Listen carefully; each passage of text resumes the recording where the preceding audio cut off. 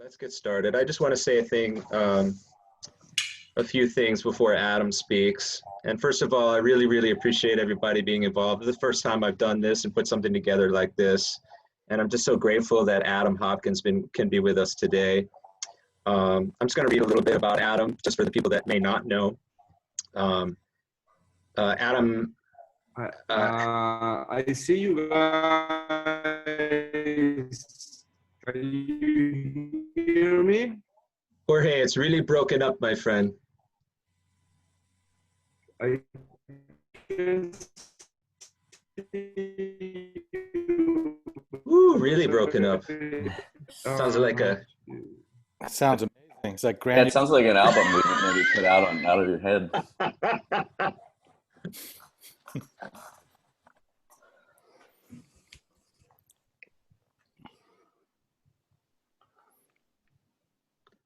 Jorge, if you can hear me, I'm just going to start, and then you come in as soon as you can, okay? There he is. Now we have him. Killing. Okay, so let me get started. So anything that I put on like this will be under the name Universal Musicians Cooperative. This is something that I'm putting together simply to gather information for musicians. And I'll put it on the web for free after this.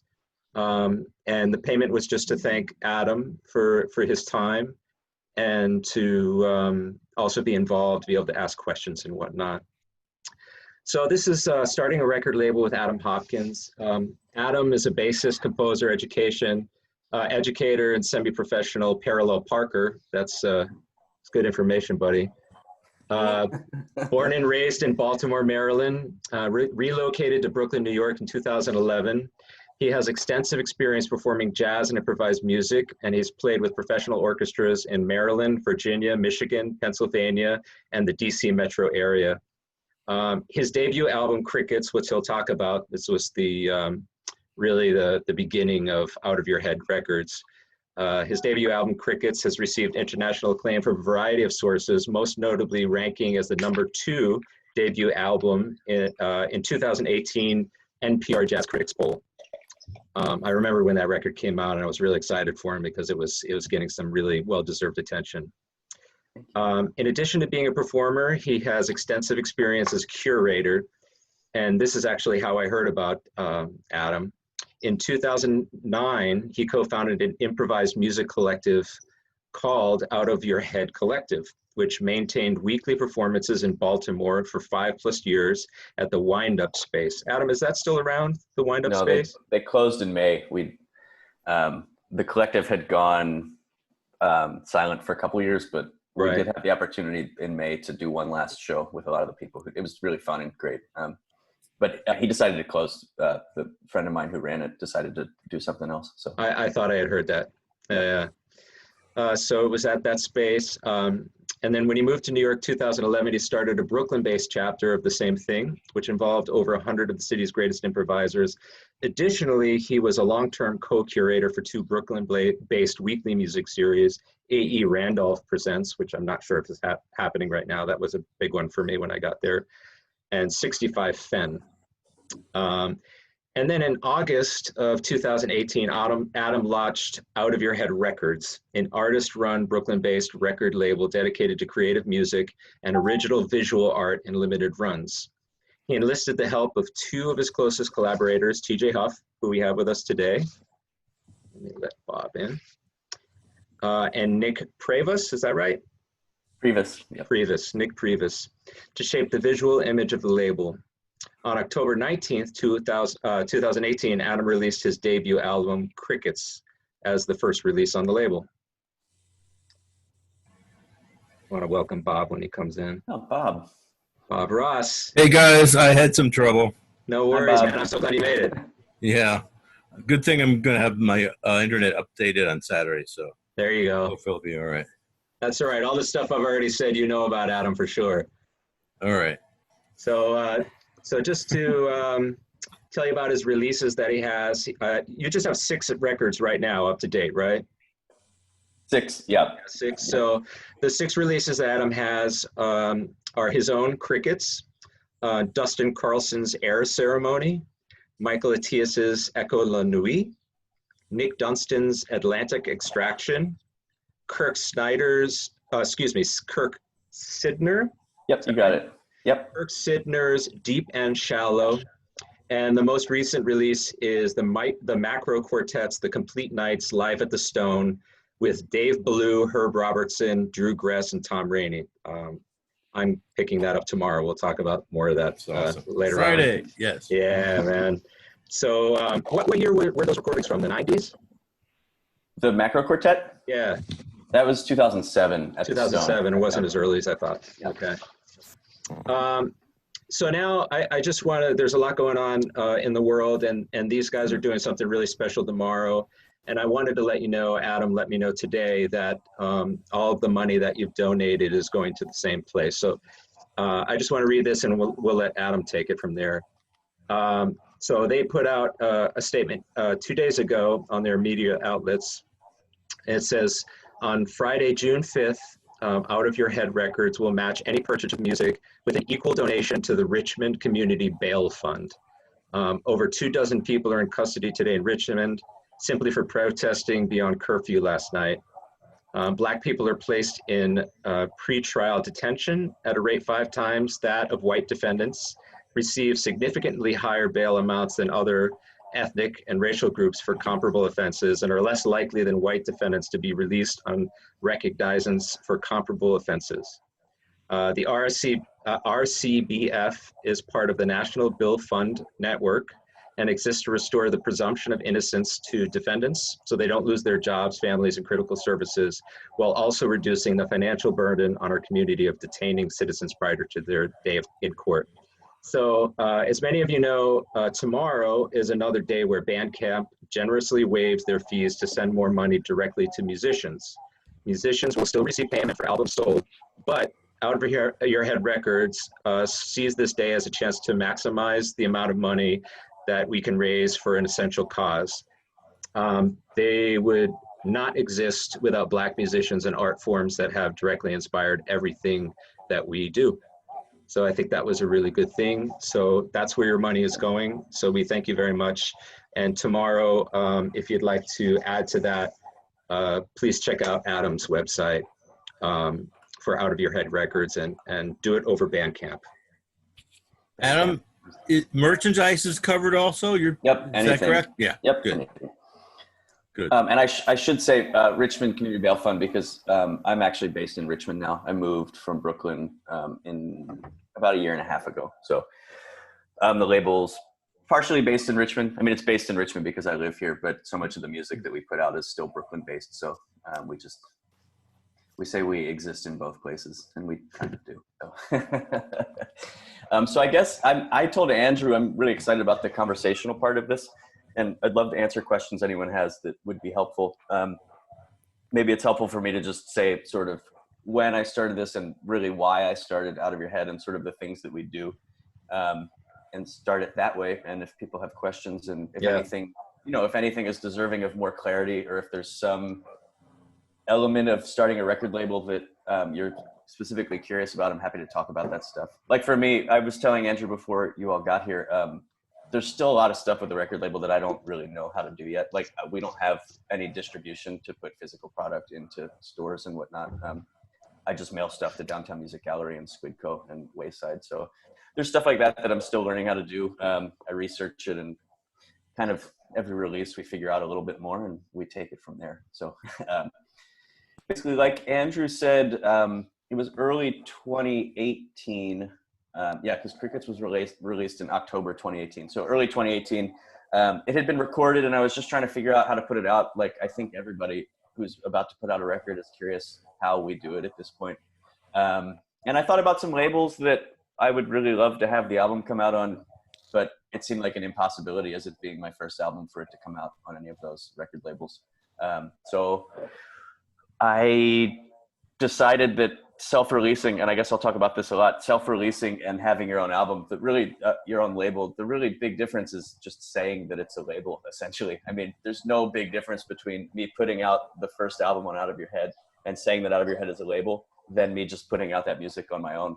So I saw the label part of it as a place where I could sort of curate other artists that I was associated with, and sort of build, I guess you could call it a brand, but just musicians that I admire greatly, that I love having my music next to as part of the record label.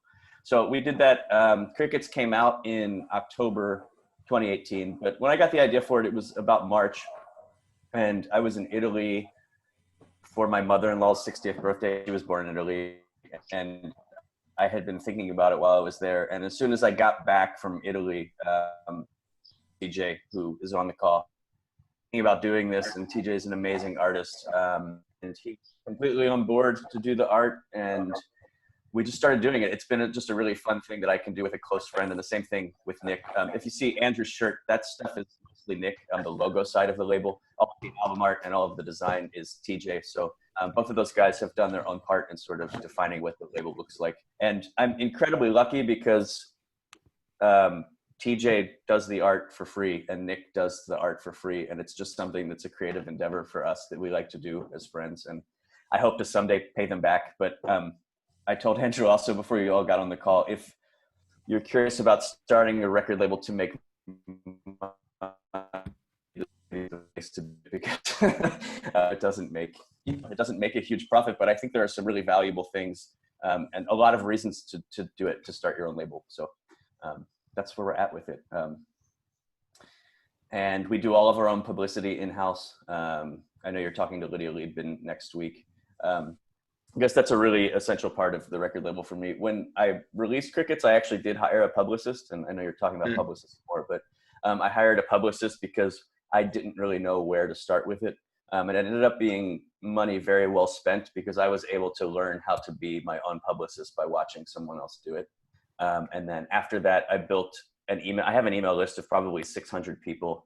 It was just like every night before bed, I would Google, like, this person might be interested in this. Let me see if I can get their contact info, put it into a spreadsheet. I mean, I have a spreadsheet of about 600 people that me and Scott Clark worked on together. So the press side of things has gone really well. I am so pleased with the reception of every album that we've put out, and it has gone beyond my expectations of why I did it and what I was expecting from it. So. Hey, Adam, could you talk a little bit about how, and maybe you already kind of answered this, but like, you know, when you get your press release in a newspaper or something like that, is that just a matter of just mining, like you're saying, like finding contacts, and are those like cold calls, cold emailing? Yeah, are people interested in how I do the press side of it for themselves? Because I could talk about that a little bit, doing it independently. There's a really great website company based out of Germany called Promo Jukebox. I think it's promojukebox.com. If you search Promo Jukebox, you'll find it. And basically what you do, you upload your album to that, and those tracks get watermarked, and you can put a list of email addresses into it, and you can send it with a press release to 600 people at once. So they can stream the music straight from the email, but they can't really share it. They can download it. People play from the radio sometimes from the Promo Jukebox. But it's a really great way to get the music out there for reviewers and writers to hear it before you even announce it to the world. Sometimes send the Promo Jukebox out before you even announce to fans of the music coming up. And what will happen, they can respond to the email and they can ask me for more information. So we send a full press release to Promo Jukebox, which is really, really long. I'd be happy to send any of those to anyone who's interested in seeing them.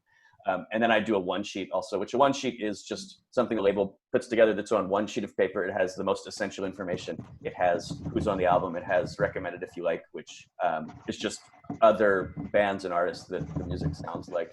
And it has 2 paragraphs basically of what the music is about. So nobody wants to read things. Nobody wants to read a 3.5-page press release. So it's nice to just condense it for people who want that limited information. And then if writers want the tracks from Bandcamp, I'll send downloads to people. That happens a lot. Writers will respond and say, can you send me a download or can you send me a CD? We do send CDs out. The list of physical product is probably 30 to 50 people at this point. And there are a lot of old school writers out there who will not write unless you have a CD, which I actually think is a big problem in releasing music right now, because I don't think you should have to release music with a CD, but there are certain people who will only write about it if you have a CD. I have thoughts about that, but they're not. So, yeah, that's something that's actually been on my mind. You know, I just finished a record and I have things in the pipeline, and it's exactly the question that I've been asking is, do we still need to print CDs? And everybody has said the same thing, that there are still old school folks that that's the only way that you can get them your material. Yeah. And I guess a little bit about starting the label and how I got to releasing my friends' music instead of just mine. Really, I had this exact same question in mid-2018 when I started talking about it, and TJ was on board and Nick were on board. I've always had a decent enough relationship with Tim Byrne through studying with Michael Formanek that Tim has always been very generous, that if I send him an email or something, he's really generous with his time. So really the model for this record label is Screw Gun Records, which is Tim's amazing record. It's some of my favorite music has come out on that label. And also Pi Recordings is a really big inspiration for what we do. And I emailed Tim and I said, I'm thinking about doing this thing. Should I start a label? And he's like, come over and we'll talk about it. And I got to Tim's house and he said, you should start a label. And it was like, then he just wanted to hear the music, and we hung out and we talked about all kinds of stuff. But I told him, it's that same thing that I said before, that if it's a way to self-release, I don't see why people wouldn't start a label so that they could just start to group the stuff together. And it's like, Andrew, I know you have a couple albums that you're thinking about putting out together. I think it gives it a little bit more of a force behind it if, you know, you have your 3 albums in this one place under this record label, even if you only intend to release your own stuff. Right. When I told my friends I was doing it, Dustin Carlson very much like immediately wanted to put his record out, and we put them out really close together early on. Crickets and Air Ceremony came out 1 month apart. And we were also potentially, I'm so happy that it happened for her. Anna Weber's amazing Tet record was maybe going to come out on Out of Your Head, but then Pi wanted to do it. And it's like, I didn't know that. Release a record. We had just talked about it earlier. She was interested, but then started talking to Pi, and it's incredible music and they wanted to put it out. So we put Dustin's album out in that place, which we would have put Dustin's album out eventually anyway, but it sort of just pushed up the timeline the way that it worked. Right. So from there, I had heard Michael Attias' solo thing. The first 6 releases, and I really hope that I can open it up to people. Email me all the time wanting to put out music, and I just don't have the budget and don't have the time a lot of times to do a whole lot of stuff, because there is money that goes behind each release that we put up on the front end. I wish I could put so much of the music out that people email me about. But the first 6 releases have all been people that I have had in my mind that I've wanted to be a part of the label. I've sought them out and said, are you interested in putting music out? And every single one of them responded positively to it. So it's built a nice little group of 6 releases, I think, and I'm really excited to where we're going to go from there with it. Yeah. So is there anybody, I just want to welcome Joachim. Hey, Joachim, how are you, man? Hey, everybody. Sorry, I had to be in another meeting, so sorry I'm late. No, glad to have you. Sorry that I missed it. Yeah, well, we're recording. We'll put it up. You can see the rest. Cool. So does anybody have any specific questions for Adam? I have a question. Adam, nice to meet you. Can you hear me? Yes, I can. Nice to meet you as well. Cool. And sorry to just kind of jump in there. No, this is great. I would love to answer anybody's questions about anything. Can you guys hear me? We can, yeah. Yeah. All right. Wanted to ask, do you start like an incorporation or an LLC, and how much money do you spend on like an EP upfront? Just curious. Yeah. EP as opposed to like a full album for somebody, is that? Yeah, I guess I'm curious to learn more about like the investments of sure, what that absolutely. looks like. Yep. Yeah, I'd love to talk about that. So Out of Your Head itself is not incorporated, but I think there's a lot of reasons for if someone starts a record label to incorporate it, because there are a lot of tax write-off opportunities in the States for, it's just the way that it is. Corporations have tax write-offs that people don't have. And that got worse in 2016. So I have for a long time had an S Corp for myself as a musician,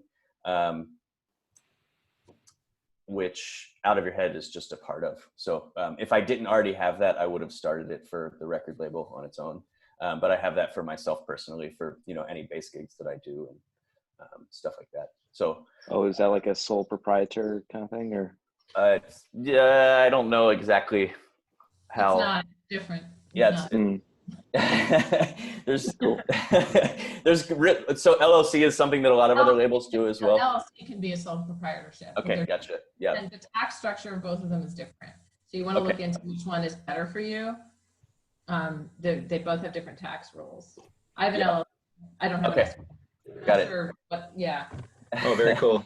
And I got some advice early on for the S Corp for whatever reason. I think they both work really well and they both serve the same purpose. But I know a lot of like Nicole herself, a lot of label people have LLCs as opposed to S Corp.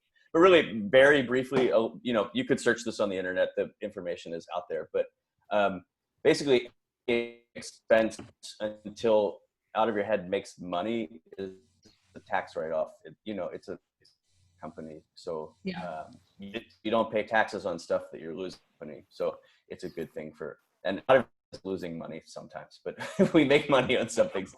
But is it Michael? Yeah. So Michael, is in terms of the cost, I did really model it on Pi Records, like I said, and they have a really great way that they do the cost, and I thought it was very fair to artists the way that they do the label, and I just model it for myself. So basically, we pay the production costs up front. We can't pay for recording costs, and we can't pay for mixing and mastering costs. I wish maybe one day we'll be able to. I would love to, start to end, reach out to an artist and say, I want to put this album out. I want to pay for the whole thing.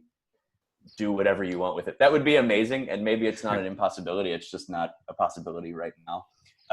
But what we do is stuff comes to us fully mastered, essentially, and we pay for all the production. So if someone wants to do CDs, we'll do CDs and we'll pay for that. And then basically we do the album sales, and once that is paid back, then it's a 50-50 split on top of that with the artist. And so Cricket has, sorry, Nicole. I was just gonna ask a similar question, like the nitty gritty about that. So yep. Talk about production costs, because you're not focusing on a physical product. What are some of those production costs, and how far do you go with that? So like, if new forms come out, and like what kinds of varying agreements might you have with artists? Like how far would that go in terms of the production costs you're willing to cover, and how much they're willing to sort of share with Absolutely. you? Honestly, if there were no production costs, I would be more generous with the split, because I'm not doing that much for people. The reason for the 50-50 split is for time of like, all the press that we put into it. And our part of the 50-50 split, to be honest, is just going into the next album. It's just paying for the production of the next album. So far, we've done CDs on 5 of our releases and LP on 1 of our release. I don't have it set up where we can pay LP costs right up front, but Kurt Sidner's record came out LP and digital only. And he and I split the cost of the LP. We each took half of the LPs. He can sell his however he wants, and then I sold the Out of Your Head Records one. And then if it's very close to making back what I paid into it, then anything Out of Your Head Records brings in is a 50-50 split with Kurt at that point. So it doesn't matter. Crickets has earned back its production costs, but it's just me, so it doesn't matter. And then Nick Dunstan's album has also made back its production costs, so Nick is part of the share as well. So if you don't focus on CDs though, so then you're talking, oh right, I'm sorry, I didn't hear you. No, I'm just curious. Like what? Everything is CDs so far. So far, people still do want to put out CDs. To be honest, we don't sell a lot of CDs. Like I could take you into the other room, which is my practice room, and it is full of CD. It's just full of boxes of CDs. I would love to find a new medium that is just as, that sort of serves the purpose. And I've talked to TJ about this. I would love to find a physical product and I know TJ would as well, to release with a digital album, like a T-shirt that's associated with a digital Right. album, or something like that someone can buy. They have something physical, because people still really do buy physical at shows. I just don't personally tour enough to make that worth it for myself. But for people who do, I think you want to have something on that table. I think you want to have merch out for people to buy. But I would love to do like a T-shirt and digital release or something like that. And that is definitely stuff that we're exploring. So far, everything has been CD. But actually, very soon, we're starting a digital only side of the label, which TJ and I just last week, TJ did the art for the very first one, which is an Anna Weber. She's going to do a quartet album that comes out. We pushed back the release date. Just it doesn't make sense for me to be releasing music right now. So we're figuring out the release date soon enough. But that's going to be a digital only side of the label. And that's all on Bandcamp. But TJ has been very specific about designing sort of a template for that side of the label. And we're calling it Out of Your Head Untamed. We want it to be called something different, where the digital only stuff is separate from the stuff that we do physical. And I guess I can tell you about 2 releases on that, but Anna Weber's quartet record Rectangles will come out first. And then Nick Dunstan has a live record of the band Atlantic Extraction that was recorded at Threes in Brooklyn. And it was recorded on an iPhone. It sounds really good. We're going to tell people that the digital side of the record label is lo-fi. It's much more lo-fi. The albums will also be cheaper. And then in the time, while musicians aren't working, we're anybody who puts out an album that way, we're just sending the money to them. We don't need to make money off of those digital releases. Because we don't have that much to put into it. And again, TJ has been so generous with his time and his talents, and Nick has been so generous as well, that we just really like doing it. So if there's a way to get artists paid a little bit in this time where people can't play shows, that's what we're doing for the time being. So you just kind of handle the digital distribution then. You kind of are spearheading the effort to get it out on all the distribution channels for them, right? And managing that process for them. Yep. And actually, yeah, exactly. But so far, we will only have Untamed on Bandcamp. I think Bandcamp is so far superior to any other service that is out there, and I think everybody would agree to that. What we do for the other albums, the ones that sort of come out of your head regular or whatever you would call it, I don't know. We only put 1 track up on streaming services. So 1 album track is up on Spotify and all of those. We do it all through CD Baby. It's really easy to do. Yeah. And I've noticed that you don't have to have the music up there, but it does really help for us to have 1 track up there where people who are insistent on using streaming services can find the music. And I have seen so much where that actually does lead to people then finding the music on Bandcamp and buying albums. I like that idea a lot. It's been great. We don't have any plans to change it, because like Anna's quartet record is only 1 track. It's like a 35-minute track. We're not going to put that up on services. And I really like the idea of the digital just being on Bandcamp as a place for people to find it. It really maximizes the amount of money that we can send to the artists when people buy albums like that. Yeah. Could you talk a little bit about how sorry to jump in again, but about like press and how you get the word out about new music? Yeah, for sure. So I was talking about the promo jukebox thing. We're lucky that we have, the Out of Your Head Instagram page has about 500 followers. The Facebook page doesn't do a whole lot, and the Twitter doesn't do a whole lot, but people do pay attention there. A lot of it is just really DIY of announcing on those, and artists will share, and people who are interested in the music will share that sort of thing. But as far as press is concerned, we're very intentional about who we send the music to. I mean, it's out there. What I really urge people to do, if there's music that you feel like your music.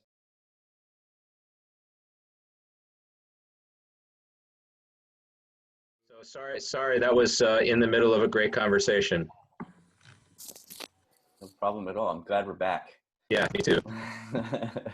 I think I remember. Is everybody back in? Not quite. Waiting on a couple folks to come back.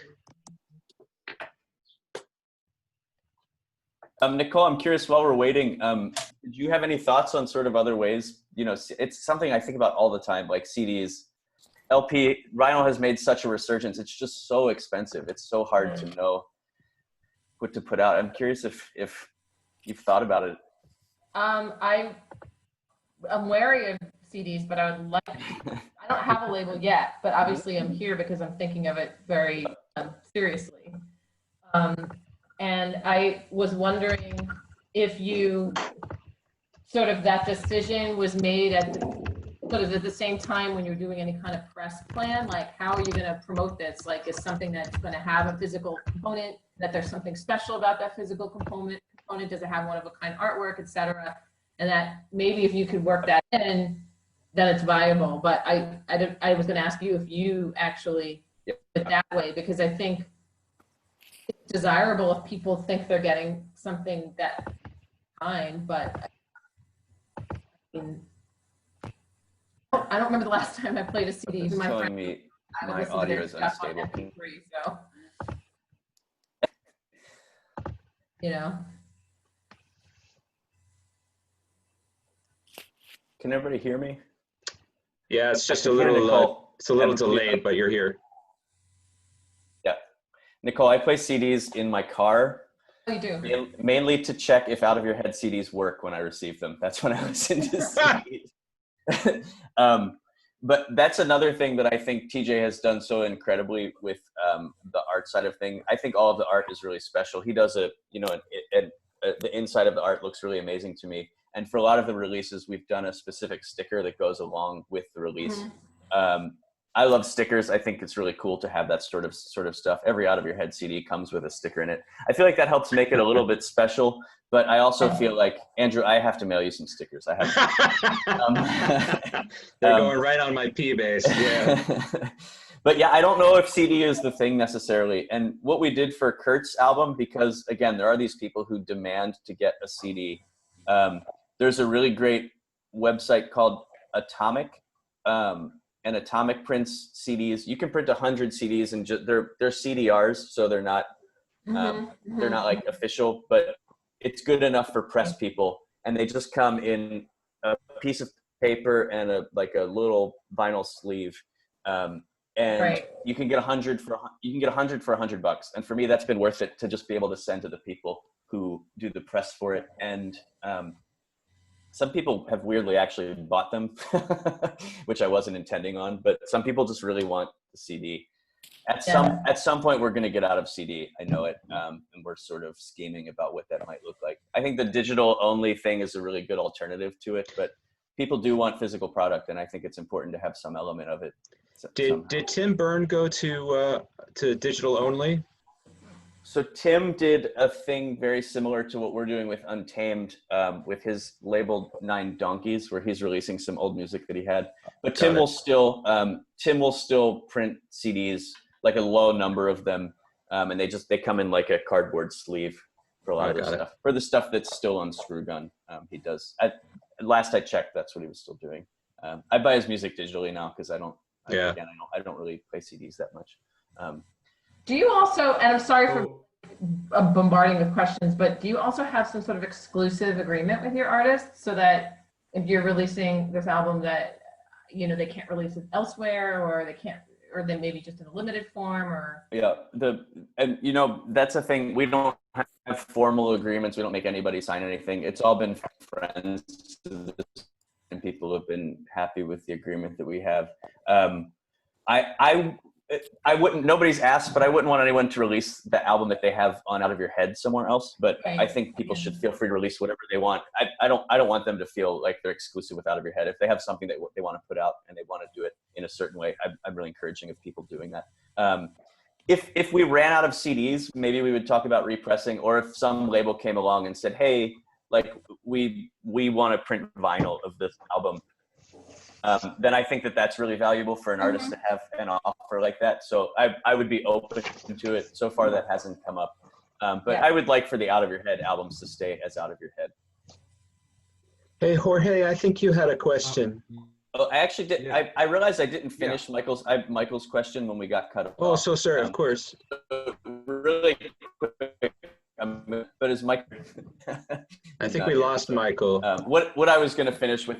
Yeah, what I was going to say and finishing with that, I was really intentional about looking up the music that I like and that I think is a lot like the music we put out on Out of Your Head Records, and searching to see who has written about that music and who regularly writes about that music. And those are the people that I tried to get in contact with first. And I would say like, oh, I know that you wrote up so-and-so album. You might be interested in what we're doing at Out of Your Head. And that's how we really started to build the press list. And so what I would say is if you have a music coming out that you feel like doesn't sound like, because all music sounds like its own thing, but that you think it's similar to, find the writers who write about that music.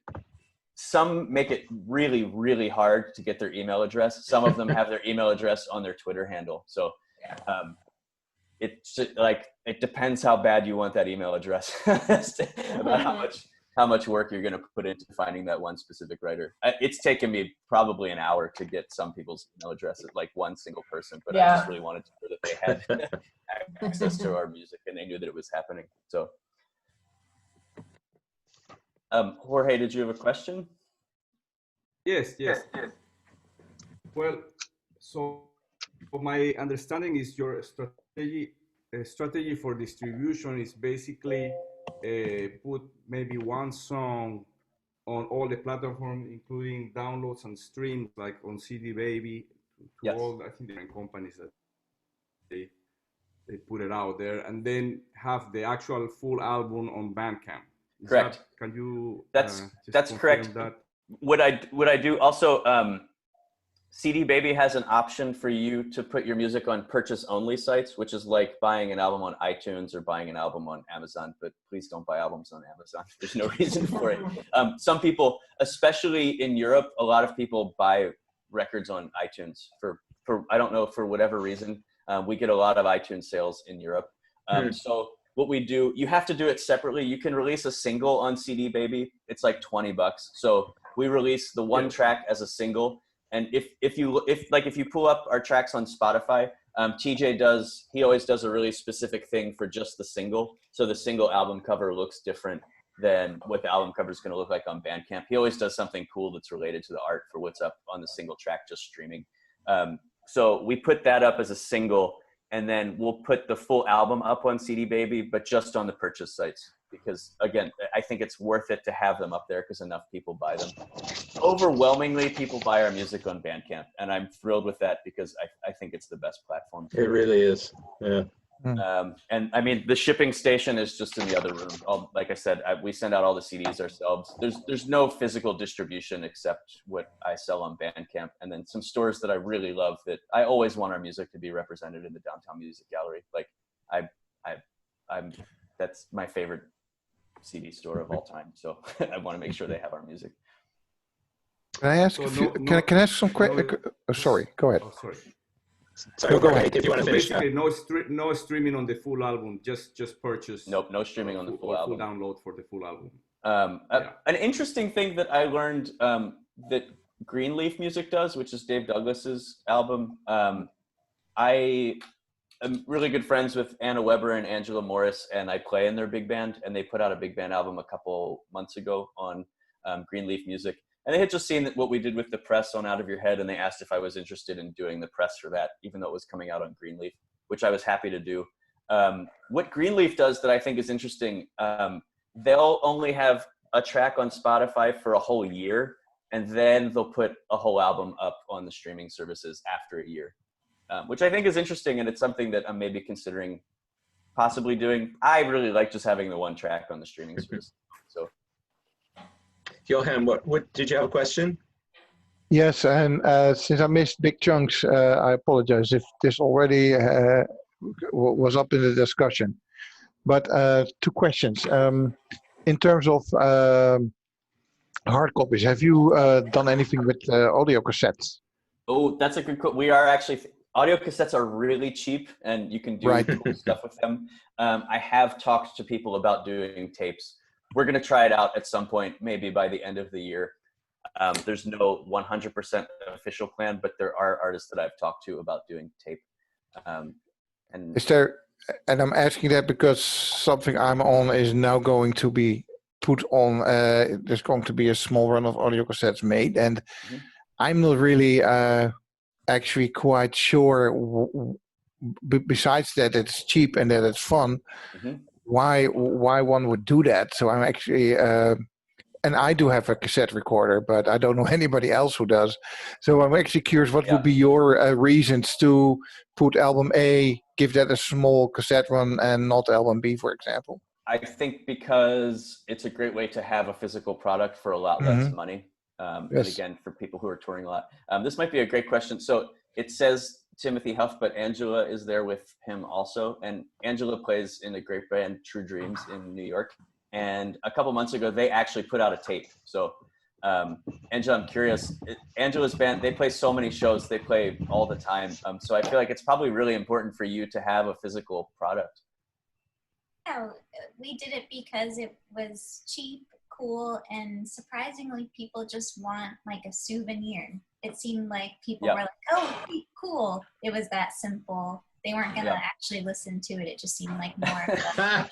Have people told you that they weren't actually going to listen? I don't know. I mean, to me, it actually made more sense than a CD, which I've had experience of the CDs sitting around in boxes for years. And you can do tapes for, you can do like 100 of them, right? Is that, how many did you do? 100. Yeah. And tapes are not, in my experience, they're not like vinyl where you have to buy, you know, vinyl 1,800 is or it's $1,800 for 100 vinyl, and then it's $2,000 for 200 vinyl. But when you know, it's just really expensive to print any amount of vinyl. Where tape is, it's just per unit. You buy 100 and it's really cheap. It's like $2.50 per unit or something. So you can have 100 of these things. That's so awesome, Angela, that it's like a souvenir. That's really cool that people just want to take something from the show. But it's a really cheap, it's easy for that to pay itself back. And the other thing I think is that the fabricator, at least the ones that we are using, is just straight out of Brooklyn, which is a nice touch. Don't have to go across any borders. Just can keep it local and in the neighborhood for the manufacturing of it. That's who's making the tapes? Yes.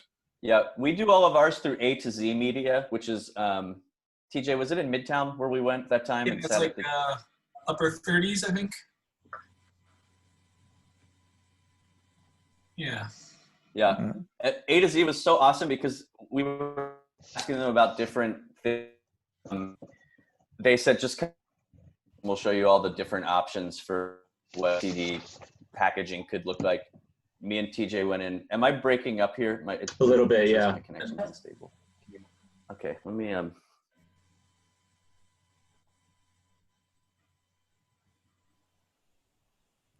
I can actually jump in while he's kind of doing that. Yeah, please, man. Really cool, because of like they had basically any option you wanted to release your music tactily, they had. Granted, I think they're a little more expensive than some others, but they really like could get an album done quickly, and everything they put together was beautiful. I do artwork for a lot of artists, and sometimes you get stuff back and it looks okay, but it's like missing that kind of strength you want sometimes in something. And those guys always did really, really good. And the last thing I'll say about the tapes is that there's a cool factor of having a tape, even if you don't listen to it often. Like I think CDs become heavy in your house when they're lying around, but like having a couple tapes, there's some element of like, I don't know, young kid coolness that it's easy to sell. Mm-hmm. So. Right. Yeah. Hey, TJ, while we have you talking anyway, can you and Adam talk about how you come up with the design, or did you like discuss in the beginning having a very clear design frame that continued throughout each recording? Because I'm always watching, like when you guys are creating designs on Instagram, when you are, and they're always, I love seeing them come together. Yeah, thank you. There was a little bit of evolution in terms of the aesthetic, but I do think we landed on it pretty quickly. I think we had two things going for us. One was that Adam and I had the same sort of growing up in the 80s and 90s, and we both liked the same sort of kind of goofy art. But I think Adam's business plan of the art kind of being a part of the album, of the label, and the fact that we don't kind of really charge for any sort of art stuff gives us a little more creative maneuvership. Like we still talk to every artist about and we kind of direct all the artwork to be something that everybody loves, but there is some way that we can make it homogenous, and we have a little bit more control because they don't have to pay for that. Yeah. And a little bit of give and take, but I think that's what really makes it feel more labely and not just a bunch of albums together, is that like we kind of, Adam and I, and then that third party being the artist, get to kind of mold it together, and we usually wind up something that's something I wouldn't have thought of on my own, but they all kind of feel good together, I think. So. Yeah, I think it really works. It really holds together like the whole line of records. They're all connected, and I think that's really special. Yeah, and I think, you know, we also talked at the beginning of this about when the label was starting, of it being mostly a digital thing, but we both love that tactile element. And, you know, moving forward, there probably will be a time where maybe there's records, but there's no CDs, and we're kind of setting ourselves up for making small runs of art, because I think most musicians have an art appreciation, and a lot of visual artists love music. So it's like having this kind of small run of something that you can actually hang on a wall or put next to your computer is like important to us, rather than just a file on a computer. That reminds me a lot of what a lot of like small effects pedal companies are doing, where they have T-shirts and they have posters with all original artwork, and I think it's a great idea. Yeah, and Adam actually does a lot of like the stamping, and on the last LP, the vinyl we put out, there's like a kind of long tape that we're using that's kind of gives all the track information. So there is something that's like, there's a hand element to, like, every album that goes out has a physical, like an actual ink stamp on it with the Out of Your Head logo. So there is something cool, and like, just like you can tell that a couple of guys made this, and it wasn't just a company out in the middle of nowhere. I think that, you know, since we're doing smaller music that doesn't necessarily go to the masses, there's something fun about it coming from, you know, people that maybe you met at the show. Or, you know, so. Adam, do you feel like it helps to be working with a couple of friends that you trust and you can be creative with? Does it help? I mean, it's just so much fun to be able to talk to them and figure this stuff out together. And I have to say that Out of Your Head would not be a thing that it is without the stuff that TJ does. He's just so generous with what he does for the label. If you have a friend who's really good at art and really good at design, maybe it would be a fun thing to do together. But that is we've been really lucky that he's been so generous to just want to be such an equal part of this from the beginning, because I think that really helps with everything that we put out. And when he was saying hang something on the wall, I really want to do more stuff like this, but for Crickets, TJ did a really special thing where the album art on the inside of Crickets is actually a woodcut. He'd made a woodcut, and then he was working at Brooklyn College in the print studio, right, TJ? Mm-hmm. Where, you know, art students come in and they do their own printing and screen printing and whatnot. And we did 25 of the Cricket art. Don't tell Brooklyn College that we did this one at the time, but we went down there and we were printing them and we were laying them all over the room to dry. So there were 25 of those. I think they're pretty much all gone now, but there are some people who probably, you know, again, wouldn't want a CD, but were really interested in having that thing that was connected to the album. So I think we'll do more of that stuff down the line. It hasn't been as much lately, but the sticker thing is something that I really like doing. So we'll keep doing that. I think it's a really good thing to that people know that it's they don't have to create something by themselves from the ground up, and finding friends to do these things with can make something a great deal more successful. Yep. Hey guys, I just want to say thanks for the discussion. I got to jump off, but it's really great to see all you guys and hear what you have to say. Thanks, Nick. And it's 8:00. I'm happy to keep talking if people find it valuable, but if you have to leave, just feel free to do so. Hey, Nick, you didn't get to ask a question, Nick. If you have any questions, definitely feel free to send me a message or Adam a message, and I'll send it to Adam. And no, it's all good. I was just enjoyed listening to hear what everyone said. I think everything was covered, you know. All right, man. I really appreciate you being here. Yeah, thanks for organizing it too, Andrew. It's my pleasure. Yeah, hopefully we can talk again. Thanks, Nick. Nick. May I ask one other question? Of course, man. Yes. I think I got that you're working with CD Baby for your distribution, right? Have you also worked with DistroKid? No, and it's only because I didn't know about that prior. I know a lot of people use it, and it's really good for them. For whatever reason, I chose CD Baby off the bat. It's DistroKid, is that what it is? Yeah. Yeah. From everything I've heard, that's a really great one. I'm just really familiar with CD Baby at this point, so I stick with it. I've gotten to the point where I can get like all the fields filled out for everything in like a half an hour and just get the album moving. I'm just comfortable with the way that they do it. Right. Does anybody else have any other questions? Yeah, I guess. Yeah, Peach. Kind of a weird time, I guess, to ask about like promoting shows, because as we all know, there's not really a lot of shows or gigs happening right now. But I guess like in the past, when some of the artists on your label maybe wanted to do like that festival, or maybe heard about this opportunity, do you also provide services in that regard, negotiating gigs with owners of clubs, promoters, things of that nature? No, I would love to get into that sort of stuff, but no, not at all. The musicians set all that stuff up for themselves, and some of the musicians have a real reason for physical product because they do play a lot of shows like that. And what we do for physical product, we give a set amount at the beginning of like putting this album out. You should get some free CDs for putting your album out on the label. So, we give a certain amount, but then artists can buy as much of the physical product as they want, just at whatever the cost is, which the cost for us ends up being $3 to $4 per CD. And then they can sell them at shows for $15. So I know a couple of artists. I know Michael Attias has sold a lot at shows. I think Nick has sold a lot in person because they've all bought more boxes of CDs back from the label. I would love for, again, we have some time to think about this because we're not going to be playing for a while.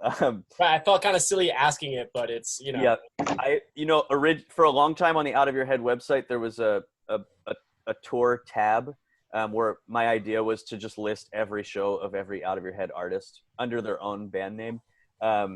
It was really hard to keep updated. I would love if people sent me their shows when they were doing stuff, because I would love to help promote that. Just, share it from the Out of Your Head Facebook page. If someone were to tell me they had a show that they were excited about, I'm happy to help spread the word with it, but not in any official capacity.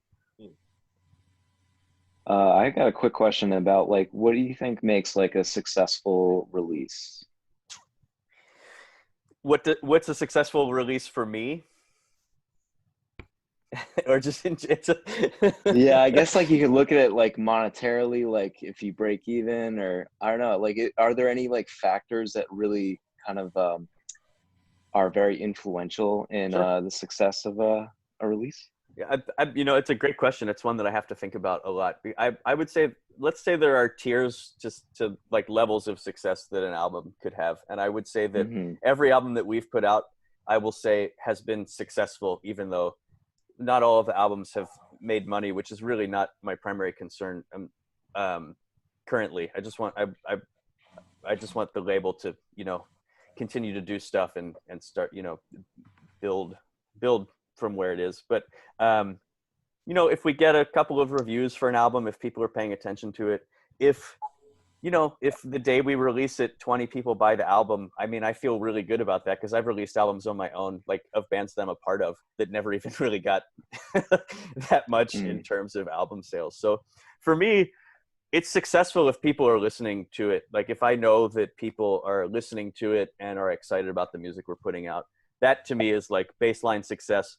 I'm super pumped if I feel that way about every album that we've put out. And I have overwhelmingly felt that about everything we've put out.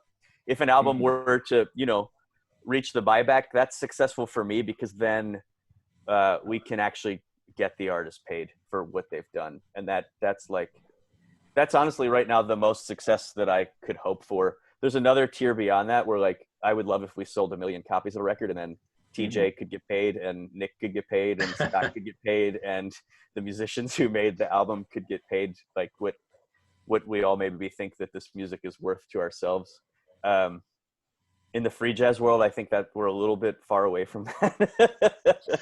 But I would feel an album was super successful if the artists were able to be getting paid from the label. And I do think that all of the albums will eventually get there. Some of them have just gotten there more quickly than others. And do you think it's like really dependent on like outreach, or? outreach in terms of who knows that the music, or Yeah, like marketing or. no, because we don't market them any different. I think the difference between how much we sell of one album to another is word of mouth, because we do the same press for all of the albums. And maybe some albums we consider great and masterpieces, and if people start spreading the word that this one album is really incredible, it sort of catches and word of mouth spreads. And it really happened with Nick Dunstan's album. I love the music. There was a lot of word of mouth as soon as he put it out. Nick has played in a lot of bands with a lot of artists that we all know and admire. And Nick as a bass player was just really well known. I think he put the album out at a time that was great for him, and it spread really quickly. I wish we could take some sort of credit for that, but we can't at all. That's really just Nick doing his thing, and it had a lot of support, and I was really happy to see that. So it got a lot of press as well, which helped. I know there are people, you can actually tell when press helps buy or sell albums, because when an article goes up, and then if I see a spike in sales on a day for a specific album, I'll Google it, and an article might have popped up or someone might have reviewed it, because that stuff really does help. But I don't think that definitely wasn't 100% what was going on with Nick's album. I just think word of mouth and people knew what a great album was, and it really sold a lot because of that. And a lot of people have heard that music, which I'm really happy about. Mm-hmm. Anybody else have any questions? Nicole, any more questions? Or Ian, Bob? I think everybody's just hanging out. And I have talked about Scott. I thought Scott might join, but he couldn't. But Scott is a person, he's a drummer in Richmond, who I had done double bills with Scott before. Traveling out of town to play shows is a great way, you all know this, to just meet other musicians. And Scott and I just hit it off right off the bat. And when I was deciding to move to Richmond, I talked to him, and I basically just asked him if, like TJ shapes the visual side of the label, I wanted Scott to help me sort of shape the music side of things. If there were things that, I can't hear all the music or hear about everything. If Scott had music or artists that he was really excited about, I really like it being more than just me. So we talk a lot. We talked on the phone today about other people that we want to reach out to about maybe releasing digital music. But so Scott has been a big part since I've been in Richmond about really, really being an integral part of that side of the label as well. And very hopefully, if people are interested about what we do have coming up, so we have, like I said, the digital thing. I'm hoping we can get 5 or 6 digital only albums out this year on Untamed. We'll see what happens. I think TJ was brilliant in designing sort of a template so that he can do the art for that stuff really fast, to have something that we can put up quickly. If someone were to say, like, I want to release this album in 6 weeks and we're really excited about the music, we have a way to do that now, which I think is really exciting. But I was talking about Scott. Scott recorded a solo drum set album that hopefully in the fall we can put out. So hopefully, so far he's just been helping with the label, and his music is not represented on the label yet. So it's definitely time to get some of Scott's. He's done so much for the label that I really want to release some of his music as well. So very soon, hopefully. Right on.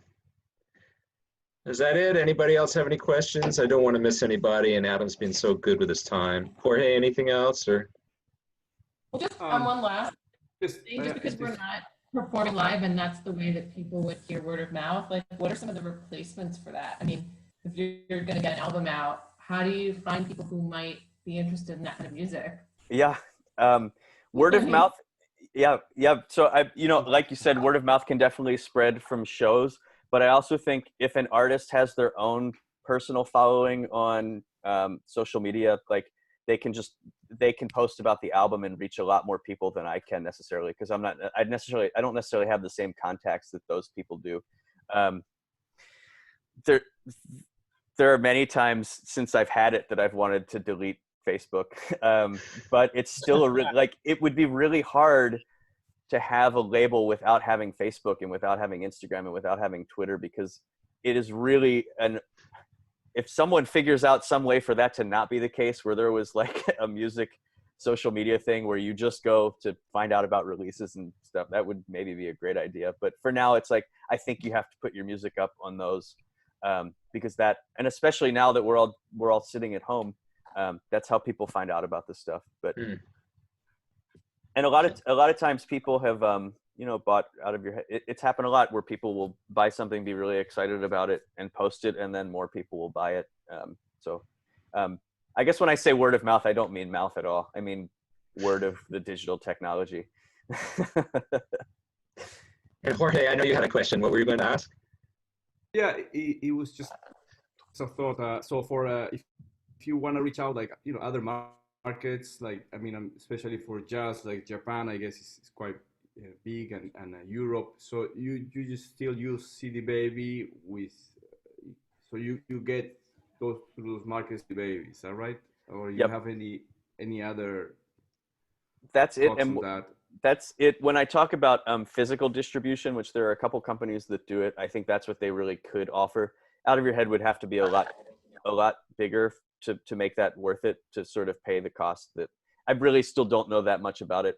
Ideally, I would love if our physical products were sent to Europe, because we sold an LP to someone in Germany last week, and the LP is $25, and it was $25 to ship it. So this person paid $50 just to get an LP, which it's so prohibitive for a lot of people who want to get this music. CDs, I sort of skirt the system a little bit on CDs. Maybe this is, and again, if people want to, I'm happy to keep answering questions, but this is something that I think might be valuable if you're thinking about mailing physical product.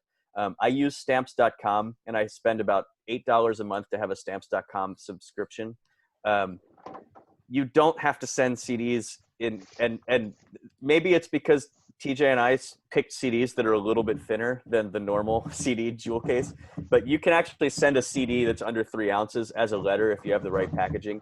And in the States, it only costs 80 cents. And you can send to Europe for $3.12 instead of for $10. So if you're putting out an album, I think it's actually, get your own packaging.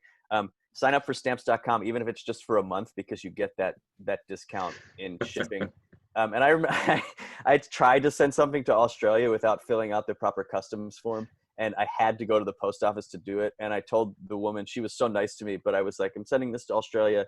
I need the customs form. She's like, I don't know how you even got this stuff through. Or she's like, we can't send it for this cheap of postage. And I'm like, I do it all the time. She's like, none of those should ever have gone through. We've only had one album get sent back to us for not having the right postage. So she agreed to not tell anyone that I was doing this. Andrew, if this video gets shut down because of stamps.com, then and another trick, it's $15 to start, keep it for a month, and then if you quit stamps.com, they'll offer to keep you on for $8 a month. So oh man, you're giving away some great info. But and I do think I didn't have a whole lot of being told that sort of stuff, or any sort of stuff on the getting started side of a label. If anyone has questions specifically for that sort of thing, I would be more than happy to answer. And my time is fine. I'm happy to sit in here and answer those kind of questions if you have them. Anybody else? Well, I see. Yeah. So my wife just released her first album, Sissy, awesome. And I'm expecting mine in a week or so. So we made our own label. So Manu Records. Oh, amazing! Like you were saying at the beginning, it's just the name, that is basically self-release. But and so we are just learning. My first album for her is the second one. Yeah, that's exactly the reason. It's just like, I think having 2 albums together is better than having 1 album together. And then if someone discovers one of your albums, they might discover the other one just by being on a site or exploring a little bit more. And that's really the idea that Out of Your Head has been based in. We have a visitor. Hello. Look at the little one. This guy here. There he is. There it is, the drummer. He's ready.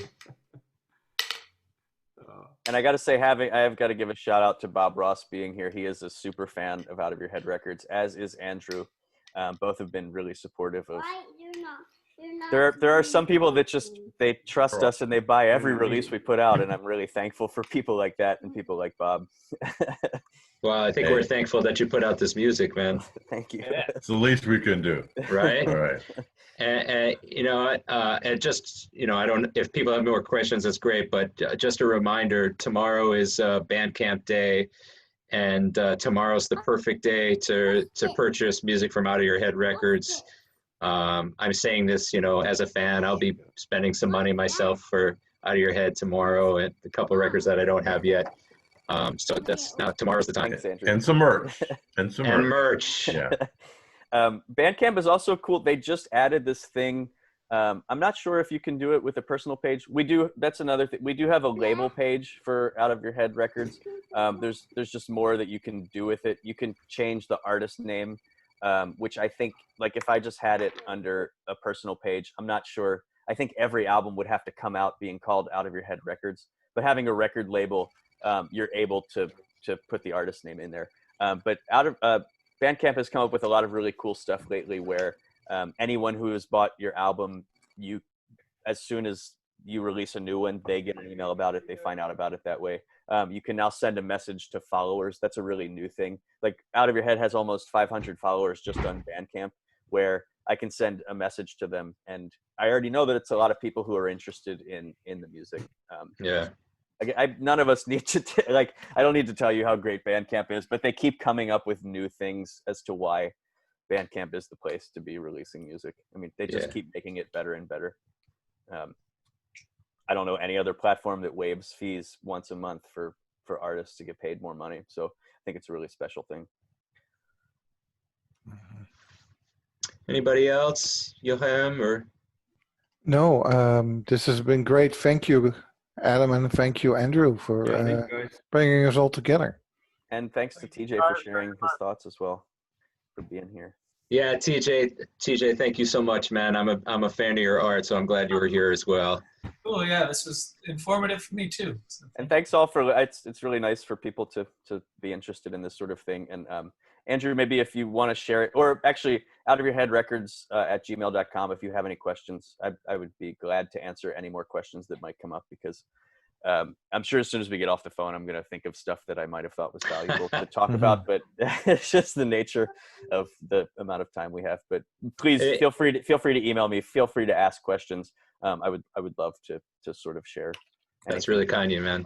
Yeah, eventually I'd love to have a platform where we can put these up and then continue dialogue within the platform. So I still have to find that. But for the time being, I will put this up within a couple of days on a YouTube page. I'm going to create a page specifically for these videos. So I just want to make sure that people have this information available to them.